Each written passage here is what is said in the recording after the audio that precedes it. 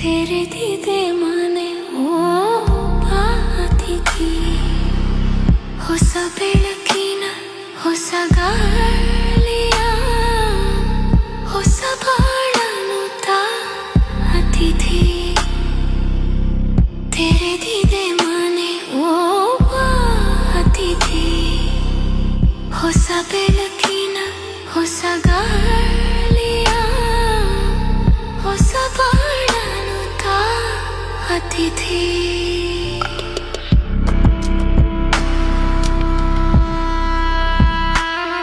ತೆರೆದಿದೆ ಮನೆ ಅತಿಥಿ, ಹೊಸ ಬೆಳಕಿನ ಹೊಸ ಗಾಳಿಯ ಹೊಸ ಬಾಳನು ಅತಿಥಿ.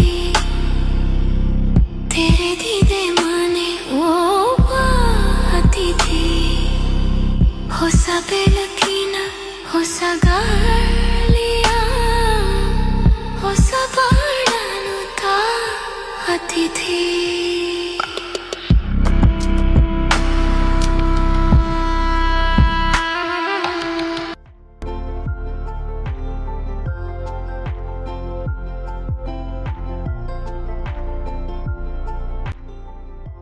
Good morning my dear friends, welcome back to my YouTube channel study with me ಚಾನಲ್ಗೆ ಎಲ್ಲರಿಗೂ ಸ್ವಾಗತ. ಫ್ರೆಂಡ್ಸ್, ಎಲ್ಲರೂ ಹೇಗೆ ಸ್ಟಡಿ ಮಾಡ್ತಾ ಇದ್ದೀರಾ ಫ್ರೆಂಡ್ಸ್? ತುಂಬ ಚೆನ್ನಾಗಿ ಸ್ಟಡಿ ಜರ್ನಿ ಸಾಗ್ತಾ ಇದೆ ಅಂತ ಭಾವಿಸ್ತಾ ಫ್ರೆಂಡ್ಸ್, ಇವತ್ತು ನಾನು ಬೇಗನೆ ಎದ್ದು ರೆಡಿಯಾಗಿ ಇವಾಗ ಟಿಫನ್ ಮಾಡ್ತಾ ಇದ್ದೀನಿ. ಇವಾಗ ಟಿಫನ್ ಮಾಡಿಕೊಂಡು ನಾನು ಎಲ್ಲಿಗೆ ಹೋಗ್ತಾ ಇದ್ದೀನಿ ಆಲ್ರೆಡಿ ತಮ್ಲೈನಲ್ಲಿ ನೋಡಿರ್ತೀರಾ.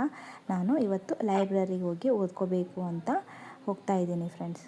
ನಾನೆಲ್ಲೂ ಬೇರೆ ಲೈಬ್ರರಿಗೆ ಹೋಗ್ತಾ ಇಲ್ಲ, ನಾನು ಕಲ್ತಿರುವಂತಹ ಕಾಲೇಜಿನಲ್ಲಿಯೇ ಲೈಬ್ರರಿ ಇರುತ್ತಲ್ಲ ಅಲ್ಲಿ ಹೋಗ್ತಾ ಇದ್ದೀನಿ ಫ್ರೆಂಡ್ಸ್. ನಾನು ಓಲ್ಡ್ ವಿಡಿಯೋ ನೋಡ್ಬೋದು, ನಾನು ಅವಾಗೂ ಸಹ ಇದೇ ರೀತಿ ಹೋಗಿ ಸ್ಟಡಿ ಮಾಡಿದ್ದೆ, ಅದನ್ನು ಸಹ ಅಪ್ಲೋಡ್ ಮಾಡಿದ್ದೆ, ಬೇಕಿದ್ದರೆ ನೋಡ್ಕೋಬೋದು ನೀವು. ಇವಾಗೂ ಸಹ ನಾನು ಲೈಬ್ರರಿಗೆ ಹೋಗಿ ಓದ್ಕೋಬೇಕು ಅಂದ್ಕೊಂಡಿದ್ದೀನಿ. ಮನೆಯಲ್ಲಿ ಓದ್ಕೊಳ್ಳೋಕ್ಕೆ ಏನೂ ಪ್ರಾಬ್ಲಮ್ ಇಲ್ಲ ಫ್ರೆಂಡ್ಸ್, ನನಗೆ ಯಾರೂ ಡಿಸ್ಟರ್ಬೆನ್ಸ್ ಮಾಡೋರು ಯಾರೂ ಇಲ್ಲ, ಮನೆಯಲ್ಲಿ ಆರಾಮಾಗಿ ಓದ್ಕೋಬೋದಾಗಿತ್ತು. ಬಟ್ ಸ್ವಲ್ಪ ಚೇಂಜ್ ಇರಲಿ, ಬೇರೆ ಪ್ಲೇಸ್ ಆದರೆ ಮೈಂಡಿಗೆ ಇನ್ನೂ ಆ್ಯಕ್ಟಿವಿಟಿಯಾಗಿ ವರ್ಕ್ ಮಾಡೋಕ್ಕೆ ಸುಲಭ ಆಗುತ್ತೆ, ಅವಕಾಶ ಸಿಗುತ್ತೆ ಅನ್ನೋ ದೃಷ್ಟಿಯಿಂದ ಸ್ವಲ್ಪ ಚೇಂಜ್ ಇರಲಿ ಅಂತ ಹೋಗ್ತಾ ಇದ್ದೀನಿ. ಅಲ್ಲಿ ಹೋಗಿ ಅಂದರೆ ಮನೆಯಲ್ಲಿ ಇದ್ದರೆ ಏನು ಮಾಡಿಬಿಡ್ತೀನಿ, ಬೇರೆ ಬೇರೆ ಸಬ್ಜೆಕ್ಟ್ ಓದಬೇಕು, ಮೆಂಟಲ್ ಎಬಿಲಿಟಿ, ಕರೆಂಟ್ ಅಫೇರ್ಸು ಈ ರೀತಿ ಫೋಕಸ್ ಮಾಡಬೇಕು ಅಂತ ಅನಿಸುತ್ತೆ. ಬಟ್ ನಾನು ಲೈಬ್ರರಿಗೆ ಯಾಕೆ ಹೋಗ್ತಾ ಇದ್ದೀನಿ ಅಂದರೆ ಒಂದೇ ಒಂದು ಸಬ್ಜೆಕ್ಟು ಸೈನ್ಸು ಜಾಸ್ತಿ ಇದೆ ಫ್ರೆಂಡ್ಸ್. ಸೈನ್ಸ್ನ ಇನ್ನೂ ಕಂಪ್ಲೀಟಾಗಿ ಸಿಲೆಬಸ್ ಮುಗಿಸೇ ಇಲ್ಲ, ಹಾಗಾಗಿ 6 to 10th ಇರುವಂತಹ ಸಿಲೆಬಸ್ ಆದರೂ ಕಂಪ್ಲೀಟ್ ಮಾಡ್ಕೋಬೇಕು ಅನ್ನೋ ಉದ್ದೇಶ ಇತ್ತು. ಬಟ್ ಅದನ್ನು ಕಂಪ್ಲೀಟ್ ಮಾಡ್ಕೊಳೋಕ್ಕಾಗ್ತಾ ಇಲ್ಲ. ಹಾಗಾಗಿ ಇವತ್ತು ಎಷ್ಟಾಗುತ್ತೋ ಅಷ್ಟು ಸೈನ್ಸನ್ನೇ ಓದಿ ಕಂಪ್ಲೀಟ್ ಮಾಡ್ಕೋಬೇಕು ಅಂದ್ಕೊಂಡು ಹೋಗ್ತಾ ಇದ್ದೀನಿ. ಎಷ್ಟು ಕಂಪ್ಲೀಟ್ ಆಗುತ್ತೋ ಇನ್ನೂ ಗೊತ್ತಿಲ್ಲ ಫ್ರೆಂಡ್ಸ್. ನನ್ನ ಅಂಬಾರಿ ನೋಡಿ ಹೊಸ ತೊಗೊಂಡಿದ್ದೀನಿ, 1 ಮಂತ್ ಸಹ ಆಗಿಲ್ಲ ಇನ್ನೂ ತೊಗೊಂಡು, 1 ಮಂತ್ ಆಯಿತು ಅನಿಸುತ್ತೆ. ಜೂನ್ 5ನೇ ತಾರೀಕಿಗೆ ತೊಗೊಂಡಿದ್ದೆ ಫ್ರೆಂಡ್ಸ್ ನನ್ನ ಅಂಬಾರಿನ. ತುಂಬ ಚೆನ್ನಾಗಿದೆ, ಇದು ಭಾರಿ ಸ್ಮೂತ್ ಓಡುತ್ತೆ, ತುಂಬಾ ಇಷ್ಟ ನನಗೆ ಫ್ರೆಂಡ್ಸ್. ಇವಾಗ ಕಾಲೇಜಿಗೆ ಬಂದು ರೀಚ್ ಆದೆ. ಕಾಲೇಜನ್ನು ನೋಡಿದ ತಕ್ಷಣ ಒಂಥರ ಫೀಲಿಂಗು ಫ್ರೆಂಡ್ಸ್. ಇವತ್ತು ಸ್ವಲ್ಪ ನನ್ನ ಹಳೆ ನೆನಪುಗಳು ತುಂಬಾ ನೆನಪು ಬರ್ತಾಯಿತ್ತು ಕಾಲೇಜ್ ನೋಡಿದ ತಕ್ಷಣ. ಕಾಲೇಜ್ ಲೈಫ್ ಅನ್ನೋದು ಜೀವನದಲ್ಲಿ ಮರೆಯಲಾಗದ ಒಂದು ಸುಂದರ ಅಧ್ಯಾಯ ಅಲ್ವಾ ಫ್ರೆಂಡ್ಸ್. ಮೊದಲಿನ ದಿನ ಕಾಲೇಜಿಗೆ ಹೋದಾಗ ಇದ್ದ ಎಕ್ಸೈಟ್ಮೆಂಟು, ಹೊಸ ಸ್ನೇಹಿತರು, ಮತ್ತು ಕ್ಲಾಸ್ನಲ್ಲಿ ಮಾಡಿದ ತರಲೆಗಳು, ಎಕ್ಸಾಮ್ ಟೈಮಲ್ಲಿ ಒಟ್ಟಿಗೆ ಓದಿದ್ದು, ಇವೆಲ್ಲ ಈಗ ನೆನೆಸ್ಕೊಂಡ್ರೆ ತುಂಬ ಖುಷಿ ಆಗುತ್ತೆ. ನಾವು ಕಾಲೇಜಿನಲ್ಲಿ ಕೇವಲ ಪಾಠಗಳಷ್ಟೇ ಕಲಿತಿಲ್ಲ, ಜೀವನದ ಹಲವಾರು ಪಾಠಗಳನ್ನು ಸಹ ಕಲಿತಿರ್ತೀವಿ ಅಲ್ವಾ ಫ್ರೆಂಡ್ಸ್. ಸ್ನೇಹದ ಬೆಲೆ, ಜವಾಬ್ದಾರಿ, ಆತ್ಮವಿಶ್ವಾಸ ಇವೆಲ್ಲ ಕಾಲೇಜ್ ನಮಗೆ ಕಲಿಸಿಕೊಟ್ಟಿದೆ. ಆ ದಿನಗಳು ಮತ್ತೆ ಬರಲ್ಲ ಅನ್ನೋದು ಗೊತ್ತಿದ್ದರೂ ಆ ನೆನಪುಗಳು ಯಾವಾಗಲೂ ನಮ್ಮ ಜೊತೆ ಇರುತ್ತವೆ ಅಲ್ವಾ ಫ್ರೆಂಡ್ಸ್. ನಿಮಗೂ ಸಹ ನಿಮ್ಮ ಕಾಲೇಜ್ ಹತ್ರ ಹೋದಾಗ ನಿಮಗೂ ಹಳೆ ನೆನಪುಗಳು ಬಂದೇ ಬರ್ತಾವಲ್ವಾ ಫ್ರೆಂಡ್ಸ್. ಈ ಥರ ಆವಾಗವಾಗ ಕಾಲೇಜ್ ಹತ್ರ ಬಂದಾಗ, ನಮ್ಮ ಕಾಲೇಜನ್ನು ನೋಡಿದಾಗ ನಮಗೇನು ಅನಿಸುತ್ತೆ, ಆ ದಿನಗಳಿಗೆ ಮತ್ತೆ ಹೋಗಬೇಕು ಅನಿಸುತ್ತೆ ಅಲ್ವಾ ಫ್ರೆಂಡ್ಸ್. ನಿಜವಾಗ್ಲೂ ಕಾಲೇಜ್ ಲೈಫು ನಮ್ಮ ಜೀವನದ ಒಂದು ಸುಂದರವಾದ ಭಾಗ. ಆ ದಿನವನ್ನು, ಆ ಸ್ನೇಹಿತರನ್ನು ಯಾವತ್ತೂ ಮರೆಯೋಕ್ಕೆ ಆಗಲ್ಲ ಅಲ್ವಾ ಫ್ರೆಂಡ್ಸ್. ಫ್ರೆಂಡ್ಸ್, ಲಾಸ್ಟ್ ಟೈಮ್ ನಾನು ಇದೇ ಥರ ಲೈಬ್ರರಿಗೆ ಬಂದು, ಕಾಲೇಜ್ ಲೈಬ್ರರಿಗೆ ಬಂದು ಓದುವಾಗ ಇದೇ ಪ್ಲೇಸಿಗೆ ಬಂದು ಕೂತ್ಕೊಂಡು ಓದಿದ್ದೆ.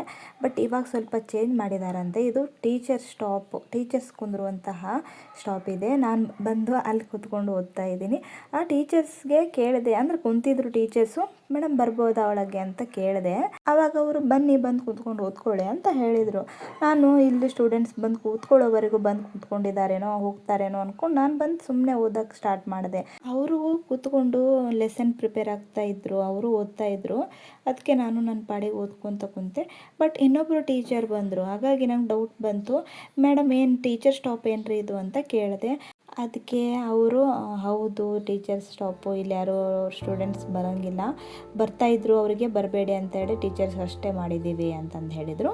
ಹಾಗಾಗಿ ಹೌದಾ ಮ್ಯಾಮ್, ನನಗೆ ಗೊತ್ತಿದ್ದಿಲ್ಲ, ನಾನು ಸುಮ್ಮನೆ ಇಲ್ಲಿ ಸ್ಟೂಡೆಂಟ್ಸ್ ಬಂದು ಕೂತ್ಕೊಡ್ತಾರೆ ಅಂದ್ಕೊಂಡು ಬಂದು ಕೂತ್ಕೊಂಡೆ ಅಂತ ಹೇಳಿದೆ. ಇಲ್ಲ ಪರವಾಗಿಲ್ಲ, ಕೂತ್ಕೊಂಡು ಓದೋಕ್ಕೇನು ಇದೆ ಅಲ್ಲಲ್ಲ, ಕೂತ್ಕೊಂಡು ಓದಿ, ನಮಗೇನು ಪ್ರಾಬ್ಲಮ್ ಇಲ್ಲ ಅಂತ ಹೇಳಿದರು.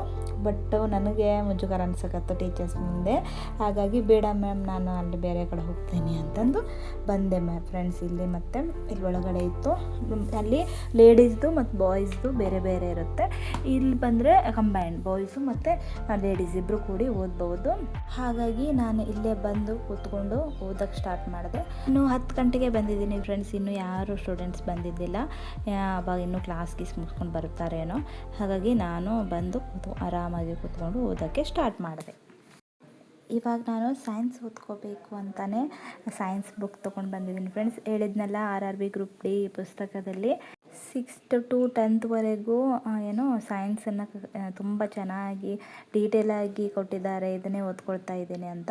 ಅದಕ್ಕೆ ಇದೇ ಬುಕ್ಕನ್ನು ತೊಗೊಂಡು ಬಂದು ಕಂಪ್ಲೀಟ್ ಮಾಡಬೇಕು ಅಂತಲೇ ತೊಗೊಂಡು ಬಂದಿದ್ದೀನಿ ಫ್ರೆಂಡ್ಸ್. ಟೈಮು 12 ಗಂಟೆ ಆಯಿತು.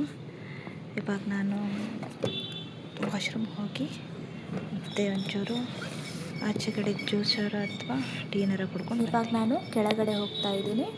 ರೆಸ್ಟ್ ರೂಮಲ್ಲಿ ಮಿರರಲ್ಲಿ ಸ್ವಲ್ಪ ನೋಡಿಕೊಂಡು ಆಚೆ ಬಂದೆ. ಆಚೆ ನಾನು ಸ್ವಲ್ಪ ಟೀ ಕುಡಿಬೇಕು ಅಂದ್ಕೊಂಡೆ. ಬಟ್ಟು ಟೀ ಕುಡಿಯೋದು ಬೇಡ, ಇವಾಗ ಸ್ವಲ್ಪ ಹಲ್ಲು ನೋವಿದೆ ಅಲ್ಲ, ಹಾಗಾಗಿ ಟೀ ಬೇಡ ಅಂದ್ಕೊಂಡು ಎಳ್ನೀರು ದೇಹಕ್ಕೆ ಒಳ್ಳೆಯದಲ್ವ, ನಾನು ಕಾಫಿ ಬೇರೆ ಜಾಸ್ತಿ ಕುಡಿತೀನಿ, ಅದಕ್ಕೆ ಸ್ವಲ್ಪ ಕೋಲ್ಡ್ ಆಗಲಿ ದೇಹ ಅಂತಂದು ಎಳ್ನೀರು ಕುಡ್ಕೊಂಡು ಬಂದೆ ಫ್ರೆಂಡ್ಸ್. ಇದೇ ನೋಡಿ ನಮ್ಮ ಕಾಲೇಜು, SVM ಕಾಲೇಜು, ಶ್ರೀ ವಿಜಯ ಮಹಾಂತೇಶ ಕಲೆ, ವಿಜ್ಞಾನ ಮತ್ತು ವಾಣಿಜ್ಯ ಮಹಾವಿದ್ಯಾಲಯ ಫ್ರೆಂಡ್ಸ್. ಹೋಗಿ ಬರೋಕ್ಕೆ ಒಂದು 20 ನಿಮಿಷ ಬೇಕಾಯಿತು. ಹೋಗಿ ಬಂದೆ. ಇವಾಗ 12:20 ಆಗಿದೆ. ಮತ್ತು ಇವಾಗ ನನ್ನ ಸ್ಟಡಿ ಸ್ಟಾರ್ಟ್ ಮಾಡಬೇಕು. ಅಷ್ಟನ್ನದು ನಾ ಬರೋದ್ಲಿಗೆ ಜಾಸ್ತಿ ಸ್ಟೂಡೆಂಟ್ಸ್ ಬಂದು ಕುಂತ್ಕೊಂಡು ಓದೋಕ್ಕೆ ಸ್ಟಾರ್ಟ್ ಮಾಡಿದರು. ನಾನು ಬಂದು ಕುಂತ್ಕೊಂಡು ಮತ್ತೆ ನನ್ನ ಸ್ಟಡಿನ ಕಂಟಿನ್ಯೂ ಮಾಡಿದೆ. ಇವತ್ತು ಸೈನ್ಸ್ ಕಂಪ್ಲೀಟಾಗಿ ಮುಗಿಸ್ಬೇಕು ಅಂದ್ಕೊಂಡು ಬಂದೆ. ಬಟ್ ನನ್ನ ಕಡೆಯಿಂದ ಇವತ್ತು ಓನ್ಲಿ ಬಯಾಲಜಿ, ಜೀವಶಾಸ್ತ್ರ ಅಷ್ಟೇ ಕಂಪ್ಲೀಟ್ ಮಾಡೋಕ್ಕಾಯಿತು ಫ್ರೆಂಡ್ಸ್. ಈ ಪುಸ್ತಕದಲ್ಲಿ 6ನೇ ತರಗತಿಯಿಂದ 10ನೇ ತರಗತಿವರೆಗೂ ಇರುವಂತಹ ಜೀವಶಾಸ್ತ್ರ ಅದನ್ನೆಲ್ಲ ಒಂದು ಸಪ್ರೇಟ್ ಮಾಡಿದ್ದಾರೆ. ಬಯಾಲಜಿ, ಆಮೇಲೆ ರಸಾಯನಶಾಸ್ತ್ರ 6 to 10th ಒಳಗೆ ಎಷ್ಟು ಬರ್ತಾವೆ ಅವೆಲ್ಲ ಪಾರ್ಟ್ 1 ಪಾರ್ಟ್ 2 ಈ ರೀತಿಯಾಗಿ ಅಷ್ಟೂ ಒಂದು ಕಡೆ ಸಪ್ರೇಟ್ ಮಾಡಿದ್ದಾರೆ. ಅದೇ ರೀತಿ 6 to 10th ಇರುವಂತಹ ಭೌತಶಾಸ್ತ್ರ ಅದನ್ನು ಸಹ ಪಾರ್ಟ್ 1 ಪಾರ್ಟ್ 2 ಕಂಪ್ಲೀಟಾಗಿ ಬೇರೆ ಬೇರೆ ಮಾಡಿ ನೀಟಾಗಿ ಕೊಟ್ಟಿದ್ದಾರೆ. ಚೆನ್ನಾಗಿತ್ತು ಫ್ರೆಂಡ್ಸ್, ಸಖತ್ತಾಗಿದೆ. ಓದೋಕ್ಕಂತೂ ತುಂಬಾ ಇಂಟ್ರೆಸ್ಟ್ ಬರುತ್ತೆ. 6ನೇ ತರಗತಿಯಿಂದ 10ನೇ ತರಗತಿವರೆಗೂ ಓದ್ತಾ ಹೋಗ್ತೀವಲ್ಲ ಫ್ರೆಂಡ್ಸ್, ಸುಲಭದಿಂದ ಕಠಿಣತೆ ಕಡೆಗೆ ಅರ್ಥ ಆಗ್ತಾ ಹೋಗುತ್ತೆ. ನೀಟಾಗಿದೆ, ಚೆನ್ನಾಗಿದೆ ಪುಸ್ತಕ. ಇದೇನು ಯಾವ ಪ್ರಮೋಷನ್ ವಿಡಿಯೋನೂ ಅಲ್ಲ ಫ್ರೆಂಡ್ಸ್, ಚೆನ್ನಾಗಿರೋ ಪುಸ್ತಕ, ನನಗೆ ಹೆಲ್ಪ್ ಆಗಿದೆ, ಹಾಗಾಗಿ ನಿಮಗೂ ಹೆಲ್ಪ್ ಆಗಲಿ ಅಂತ ಹೇಳ್ತಾ ಇದ್ದೀನಿ ಅಷ್ಟೇ. ತುಂಬ ಚೆನ್ನಾಗಿದೆ. ಸ್ಕೂಲ್ ಪುಸ್ತಕ ಅಂತೂ ಆರಾಮಾಗಿ ಇದರಲ್ಲಿ ಕಂಪ್ಲೀಟ್ ಆಗಿಬಿಡುತ್ತೆ.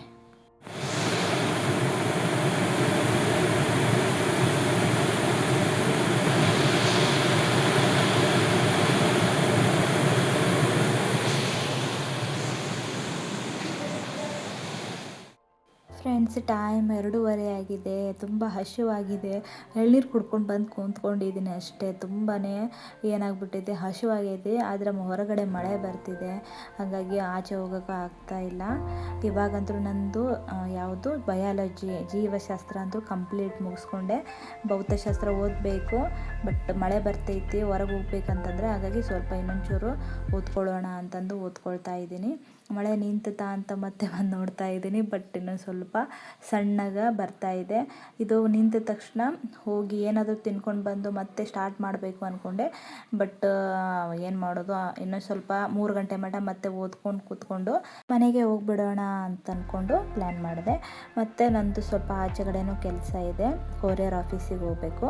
ಬೆಂಗಳೂರಿಗೆ ಒಂದು ಕೊರಿಯರ್ ಕಳಿಸ್ಬೇಕಿತ್ತು. ಬೆಂಗಳೂರಲ್ಲಿ ನಮ್ಮ ಸಿಸ್ಟರ್ ಇದ್ದಾರೆ, ಅವ್ರ ಮನೆಗೆ ಒಂದು ಕೊರಿಯರ್ ಕಳಿಸ್ಬೇಕಿತ್ತು. ಹಾಗಾಗಿ 3 ಗಂಟೆಗೆ ಎದ್ದು ಹೋಗ್ಬಿಡೋಣ ಅಂತ ಹೋಗ್ತಾ ಇದ್ದೀನಿ.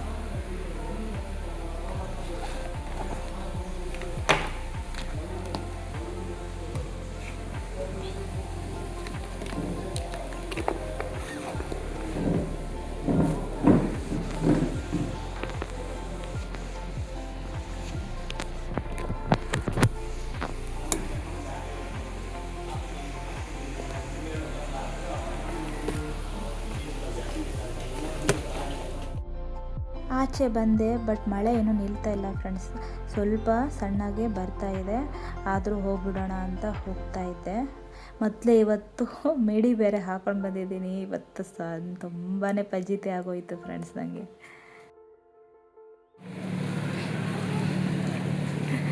ಫ್ರೆಂಡ್ಸ್, ಮಳೆ ಬರ್ತಿದೆ ನೋಡಿ ನಮ್ಮೂರಲ್ಲಿ. ಮಳೆಯಲ್ಲೇ ಹೋಗ್ತಾ ಇದ್ದೀನಿ ಇವಾಗ, ಯಾಕಂದರೆ ಟೈಮ್ ಆಯಿತು, ಹೋಗಬೇಕು ಬೇಗ. 3 ಗಂಟೆ ಆಯಿತು. ಸ್ವಲ್ಪ ಕೊರಿಯರ್ ಆಫೀಸಿಗೆ ಹೋಗಬೇಕು, ಕೊರಿಯರ್ ಮಾಡೋಕ್ಕೆ.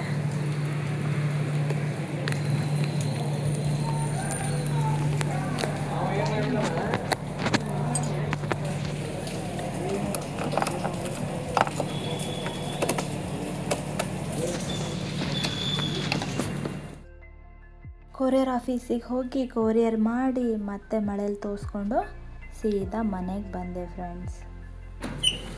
ಇವಾಗ ಡೋರ್ ಓಪನ್ ಮಾಡ್ತಾ ಇದ್ದೀನಿ. ಓಪನ್ ಮಾಡ್ಕೊಂಡು ಒಳಗಡೆ ಬಂದೆ. ಫುಲ್ಲು ಸ್ವಲ್ಪ ನಿಂತ್ಕೊಂಡು ಬಂದಿದ್ದೀನಿ. ಇವಾಗ ಮೊದಲು ಫ್ರೆಂಡ್ಸ್ ಮಳೆ ಬಂತು, ಮಳೆಯಲ್ಲಿ ತೋರಿಸ್ಕೊಂಡು ಬಂದೆ. ಸ್ವಲ್ಪ ಅರ್ಜೆಂಟ್ ಕೆಲಸ ಇತ್ತು, ಕೊರಿಯರ್ ಮಾಡೋದಿತ್ತು ಬೆಂಗಳೂರಿಗೆ. ಹಾಗಾಗಿ ಮತ್ತೆ ಬೇಗನೆ ಬಂದುಬಿಟ್ಟೆ. ಮತ್ತು ಬಂದಾಗ್ಬಿಟ್ರೆ ಸುಮ್ಮನೆ ಸಮಸ್ಯೆ ಆಗುತ್ತಲ್ಲ, ಹಾಗಾಗಿ ಸರಿ ಫ್ರೆಂಡ್ಸ್. ಇವಾಗ ಊಟ ಮಾಡಿಲ್ಲ, ಟೈಮ್ 4 ಆಗಕ್ಕೆ ಬಂತು. ಊಟ ಮಾಡಬೇಕು ಇಲ್ಲ ಟೀ ಕುಡಿಬೇಕು, ಏನೋ ಗೊತ್ತಿಲ್ಲ, ನೋಡೋಣ. ಮೊದಲು ಡ್ರೆಸ್ ಚೇಂಜ್ ಮಾಡ್ತೀನಿ. ಊಟ ಮಾಡಬೇಕು ಅಂದ್ಕೊಂಡೆ ಫ್ರೆಂಡ್ಸ್, ಬಟ್ 4 ಗಂಟೆ ಆಗಿತ್ತು. ಇವಾಗೇನು ಊಟ ಮಾಡೋದು ಅಂತ ಸುಮ್ಮನೆ ಮೊದಲೇ ಚಳಿಲಿ ಮಳೆಯಲ್ಲಿ ತೋರಿಸ್ಕೊಂಡು ಬಂದಿದ್ನಲ್ಲ, ಚಳಿನೂ ಆಗ್ತಾಯಿತ್ತು. ಸ್ಟ್ರಾಂಗಾಗಿ ಕಾಫಿ ಮಾಡ್ಕೊಂಡು ಕುಡಿದ್ರೆ ಆಯಿತು ಅಂತ ಕಾಫಿ ಮಾಡ್ಕೊಂಡು ಕುಡಿತಾ ಇದ್ದೀನಿ ಫ್ರೆಂಡ್ಸ್. ಹಲ್ಲು ನೋವು ಎಷ್ಟೇ ಇದ್ದರೂ ಸಹ ಕಾಫಿ ಟೀ ಬಿಡೋಕ್ಕಾಗ್ತಾಯಿಲ್ಲ ನನ್ನ ಕೈಲಿ. ದಿನಕ್ಕೆ 2 ಸತಿನಾದರೂ ಕಾಫಿ ಕುಡಿತೀನಿ, ದಿನಕ್ಕೆ 2 ಸತಿನಾದರೂ ಟೀ ಕುಡಿತೀನಿ. ಏನು ಮಾಡೋದು ಅಂದರೆ ಓದ್ತಾ ಇರ್ತೀವಲ್ಲ ಫ್ರೆಂಡ್ಸ್, ನಿದ್ದೆ ಬರುತ್ತೆ. ಹಾಗಾಗಿ ಟೀ ಕುಡಿದು ಇಲ್ಲ ಕಾಫಿ ಕುಡಿಯೋದ್ರಿಂದ ನಿದ್ದೆನ ಅವಾಯ್ಡ್ ಮಾಡ್ಬೋದು ಅಂತಂದು ನಾನು ಜಾಸ್ತಿ ಟೀನು ಕಾಫಿನೂ ಕುಡಿಯೋದು.